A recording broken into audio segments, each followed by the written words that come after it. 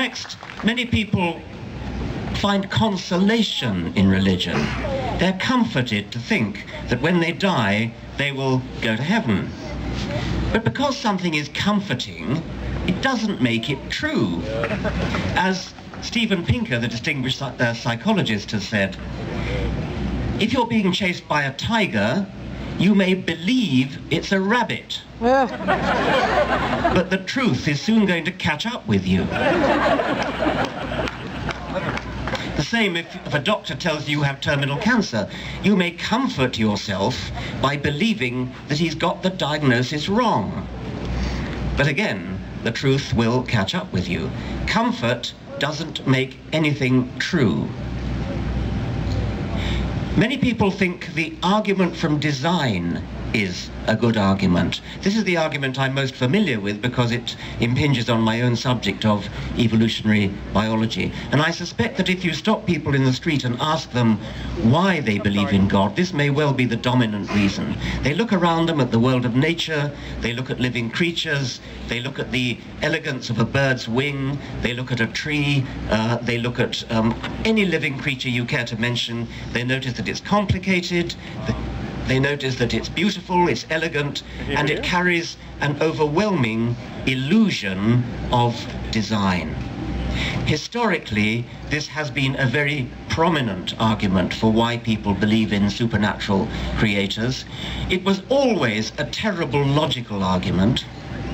Since Darwin, we know it's a bad scientific argument too, but it was always a bad logical argument because it always begged the question of where the creator came from in the first place. So it's no good looking at something highly complicated and apparently designed like an eye or a kidney or a heart or a knee joint and saying, oh, it's too complicated to have just happened by random chance, therefore it must have been designed. But that of course begs the question of where the designer came from, because a designer is exactly the same kind of improbable object as an eye or a kidney or a heart or a knee joint anyway. If you're going to postulate a designer without any evidence, you might as well postulate a heart or an eye. What Darwin did was to provide the scientific explanation which had eluded philosophers for centuries. It's been said, and I would say, that Darwin's idea was the most powerful idea ever to occur to a human mind. And I mean that in the following sense. I would measure the power of an idea as the ratio of what it explains divided by how much it needs to assume or postulate in order to do the explaining.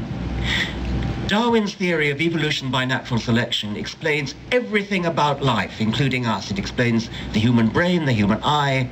It explains flight in birds. It explains the speed of a cheetah or of an antelope that it's chasing. It explains everything about life, literally everything. But what does it need to postulate in order to do that explaining? Very, very little indeed. It's a very, very simple theory. I don't have time to go into it. Most of you know it anyway.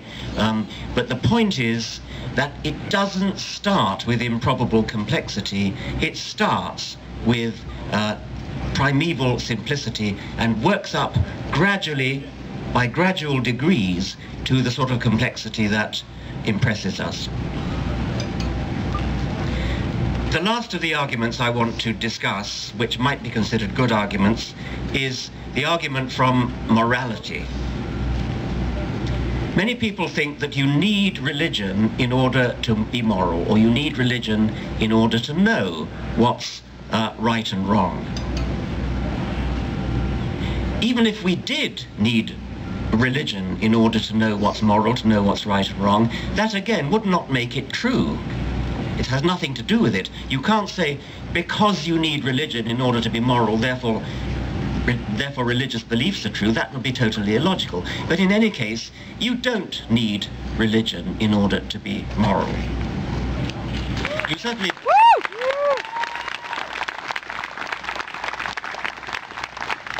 If you did get your morality from religion, where would it come from? Would you get it from the book of Deuteronomy, the book of Numbers? Would you get it from the Quran? Would you get it from the Ten Commandments? Many of the people who wish to have the Ten Commandments nailed up in courthouses don't actually know what the Ten Commandments are.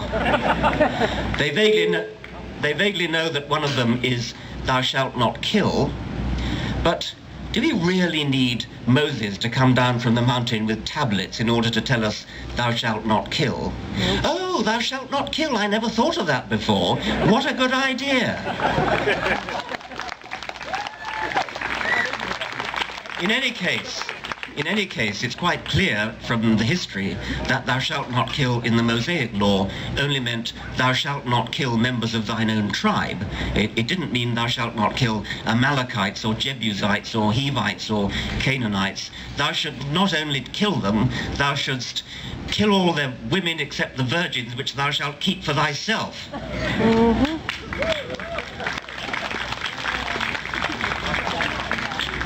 So anybody who's ever actually read the Old Testament should not, and actually does not, get their morality from that. Not even from the New Testament. It's sometimes said, oh, well, we've left the Old Testament behind. Now we have a very moral, very nice New Testament. But in some ways, the morals of the New Testament are even worse than the morals of the Old.